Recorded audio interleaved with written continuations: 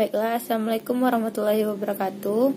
Kami dari kelompok 7 akan menampilkan hasil diskusi kami tentang klarifikasi alga, yaitu tentang ciri Sophita.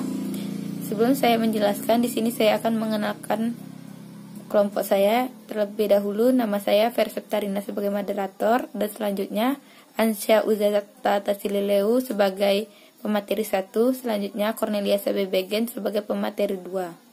Kepada pemateri 1 saya persilakan. Baiklah, perkenalkan, nama saya Ansya Ujata Tasilileu. Saya dari kelompok 7. Saya akan mempresentasikan hasil dari makalah kami. Yang pertama atau yang bagian A, yaitu ciri-ciri Chrysospitha. Nama Chrysospitha diambil dari bahasa Yunani, yaitu Chrysos yang berarti emas.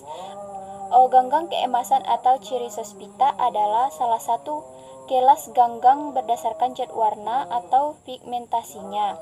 Ganggang ini berwarna keemasan karena kloroplasnya mengandung pigmen, karoten, dan kantofil dalam jumlah banyak yang dibandingkan dengan klorofil. Baik, ciri-ciri dari Chrysospitha dibagi menjadi 8 bagian atau memiliki 8 ciri-ciri. Yang pertama ada dinding sel sebagian besar tersusun silikat. Yang kedua, struktur tubuh ada yang satu atau bersel banyak berupa benang. Yang ketiga, ada yang berwarna kuning sampai agak pirang keemasan kecil-kecil. Yang keempat, kloroplas berbentuk cakram atau lembaran. Yang kelima, selain klorofil, alga keemasan mengandung beberapa macam karotin. Yang keenam, habitatnya di tempat-tempat yang basah dan di air tawar maupun di air laut. Yang ketujuh, pada umumnya berfilagel yang tidak sama panjang dan berbentuk sehingga kadang-kadang disebut sebagai heterokontae atau alga yang flagelnya tidak sama panjang. Yang terakhir ada pigmen terdiri dari klorofil A, C, B, karoten, kantotil atau hyalokantin, diatikantin, diadinokantin.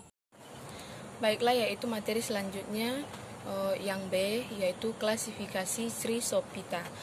Klasifikasi Chrysospitha adalah salah satu kelas dari kelompok alga Heterokontophyta. Chrysospitha digolongkan ke dalam 3 kelas, yaitu yang pertama kelas alga hijau atau kuning atau Xanthophyceae. Alga ini memiliki klorofil atau pigmen hijau, xanthofil atau pigmen kuning karena warnanya hijau kekuningan. Selanjutnya yaitu yang kedua kelas alga coklat keemasan atau Trisophyceae. Alga ini memiliki pigmen keemasan atau keroten dan klorofil tubuh ada yang bersel satu. Contohnya Ochromonas dan berbentuk koloni. Selanjutnya yaitu yang ketiga kelas diatom atau Bacillariophyceae. Diatom ini banyak ditemukan di permukaan tanah basah, misalnya sawah. Tanah yang mengandung diatom berwarna kuning keemasan, tubuh ada yang uniseluler dan koloni. Penyebaran dan fungsi dari Chrysospitha. Penyebaran pada Chrysospitha terjadi secara generatif dan vegetatif, dengan pembelahan secara longitudinal, dan fragmentasi terjadi menjadi 2 macam, yaitu 1. Koloni memisah menjadi 2 atau lebih. Sel tunggal melepaskan diri dari koloni kemudian membentuk koloni yang baru. Yang kedua, sporik dengan membentuk 2 ospora untuk sel yang tidak berflogel, dan statospora, tipe spora yang unik yang ditemukan pada Chrysospitha dengan bentuk persis dan bulat. Dinding spora bersila tersusun atas 2 bagian yang saling tumpang tindih, mempunyai lubang atau poret ditutupi oleh sumbat yang mengandung gelatin. Fungsi dari Chrysospitha: yang pertama sebagai makanan ikan, yang kedua campuran semen, yang ketiga bahan penyaring, yang keempat somasi penyulinan gasolin, dan glukosa. Yang kelima, serta digunakan sebagai bahan untuk pembuat jalan.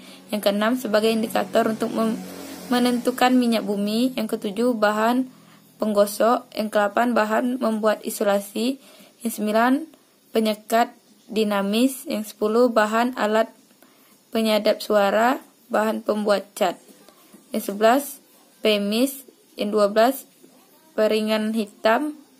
Yang ke-13, berperan sebagai plankton.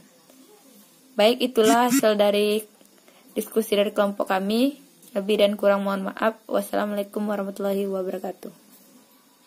Itulah hasil dari kelompok kami. Lebih dan kurang mohon maaf. Wassalamualaikum warahmatullahi wabarakatuh.